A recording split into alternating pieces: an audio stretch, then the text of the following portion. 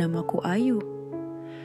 Di kampungku, orang-orang masih mengingatku sebagai perempuan yang kabur sehari sebelum akad nikah. Aku tidak marah, karena memang itu yang mereka lihat. Yang tidak mereka lihat adalah jauh sebelum aku meninggalkan rumah pagi itu. Aku sudah lebih dulu kehilangan diriku sendiri, sedikit demi sedikit, sampai suatu hari, aku tidak lagi mengenali siapa aku sebenarnya.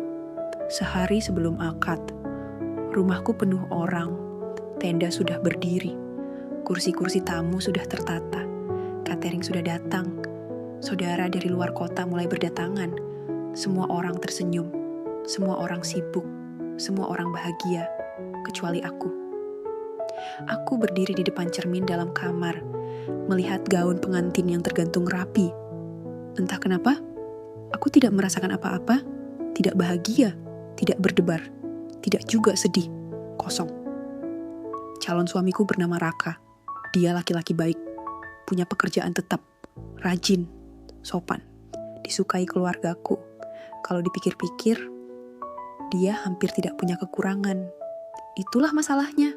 Semua orang mencintainya, kecuali aku. Bukan karena aku membencinya, tapi karena aku tidak pernah benar-benar memilihnya. Waktu kecil aku ingin menjadi bidan.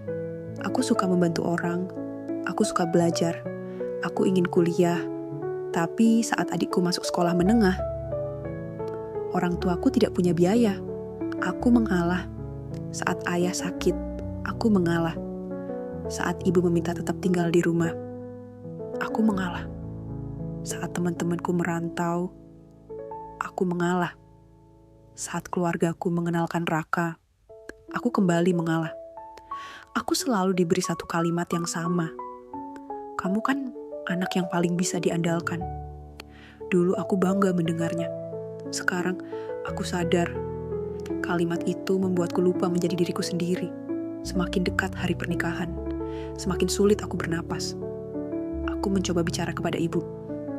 Bu, aku belum yakin. Ibu langsung memotong. Jangan bikin malu keluarga. Aku mencoba bicara kepada ayahku. Ya, aku takut. Beliau hanya tertawa. Semua pengantin juga takut. Aku mencoba bicara kepada diriku sendiri. Dan untuk pertama kalinya, aku tidak punya jawaban. Malam sebelum akad, semua orang sudah tidur. Aku sendirian di kamar. Aku membuka lemari lama. Di sana ada kotak berisi kenangan, foto SMA, piagam lomba, buku catatan, dan secari kertas, tulisan tanganku sendiri. Sudah bertahun-tahun. Aku hampir lupa pernah menulisnya. Di kertas itu tertulis, kalau suatu hari aku menikah hanya karena takut mengecewakan orang lain, tolong ingatkan aku bahwa aku juga berhak bahagia. Aku ingin hidup atas pilihanku sendiri. Aku membacanya berulang kali, lalu menangis. Bukan karena takut menikah, tapi karena sadar, aku sudah lama berhenti mendengarkan diriku sendiri. Pukul 3 pagi, aku bangun, rumah masih sepi. Aku melihat ibu tidur di ruang tengah, melihat ayah, melihat gaun pengantin, lalu aku berjalan keluar rumah. Tidak membawa koper. Tidak membawa banyak uang, aku hanya membawa diriku sendiri yang selama ini tertinggal. Jam 6 pagi, teleponku mulai berdering, puluhan kali, lalu ratusan. Pesan masuk tanpa henti, ibu menangis, ayah marah, saudara menghujat, tetangga membicarakanku. Media sosial mulai ramai, semua orang punya pendapat, tapi tidak ada seorang pun yang bertanya, apa yang sebenarnya kamu rasakan?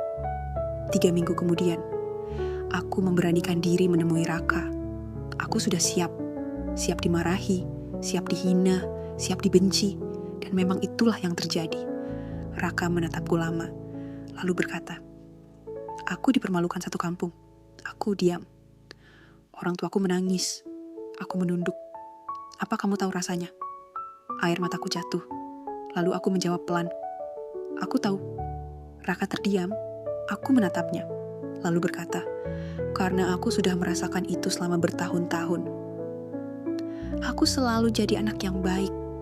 selalu jadi kakak yang baik, selalu jadi perempuan yang menuruti semua orang. Tapi aku tidak pernah menjadi diriku sendiri. Aku menangis untuk pertama kalinya. Bukan karena takut, tapi karena jujur. Raka tidak langsung memaafkanku, tidak langsung mengerti. Dan itu wajar, karena luka yang kutinggalkan juga nyata. Beberapa bulan kemudian, aku bekerja di sebuah klinik kecil. Gajinya tidak besar, hidupku tidak mewah, banyak orang masih membenciku. Masih ada yang membicarakanku. Tapi untuk pertama kalinya, aku merasa hidup sebagai diriku sendiri. Suatu hari, aku membeli sebuah buku dengan uang hasil kerjaku sendiri. Di halaman pertama aku menulis, "Untuk Ayu, terima kasih karena akhirnya memilih dirimu sendiri." Aku tersenyum, lalu menangis.